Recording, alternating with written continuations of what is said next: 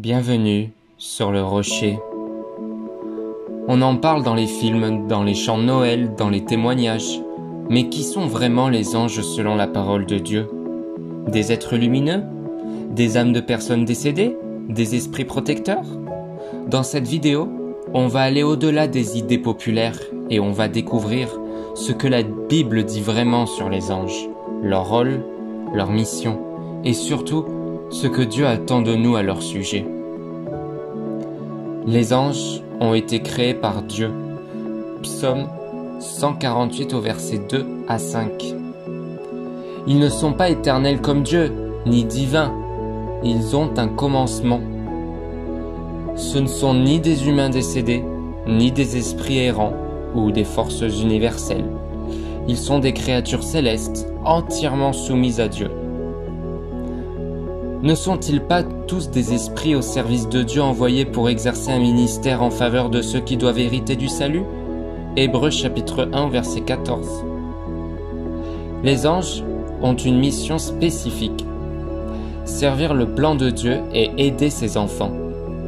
Ils ne cherchent pas la gloire, ils sont discrets mais efficaces. Le mot ange vient du grec angelos, qui signifie messager. Et dans la Bible, on les voit transmettre des messages divins à des moments clés. Gabriel apparaît à Marie pour lui annoncer la naissance miraculeuse de Jésus, Luc chapitre 1 au verset 26 à 38.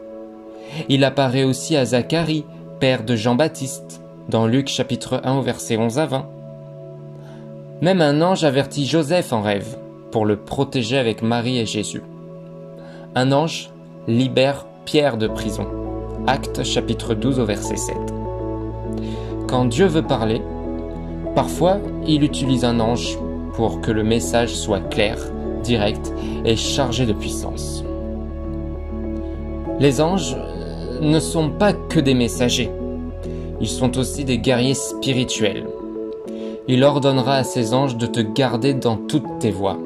Psaume 91 au verset 11. Ce sont des gardes spirituels envoyés pour notre protection. Dans Daniel chapitre 6, un ange ferme la gueule des lions pour sauver Daniel. Dans 2 Rois chapitre 6 au verset 17, Élisée voit des chars et chevaux de feu autour de la ville. Une armée d'anges prête à intervenir. Apocalypse montre aussi des anges avec des rôles puissants dans les temps de la fin. Même si on ne les voit pas toujours, ils agissent dans l'invisible selon l'ordre de Dieu. Oui, les anges existent. Et oui, ils sont actifs, aujourd'hui encore. Mais la Bible est très claire sur ce qu'on doit en faire ou pas. On ne prie pas les anges. On ne les invoque pas. On ne les adore pas. L'apôtre Jean tombe aux pieds de l'ange, mais l'ange le reprend. Dans Apocalypse chapitre 22 versets 8 à 9, « Ne fais pas cela, je suis ton compagnon de service. Adore Dieu. » Les anges obéissent à Dieu seuls, pas à nous. C'est Dieu qui choisit quand, comment et pourquoi il envoie un ange. Notre confiance doit être en Dieu, pas dans ses messagers. Les anges ne sont pas juste des personnages bibliques du passé. Ils sont encore actifs dans le présent, dans nos vies, dans les situations de crise, de foi, de guerre spirituelle. Tu peux remercier Dieu pour leur présence.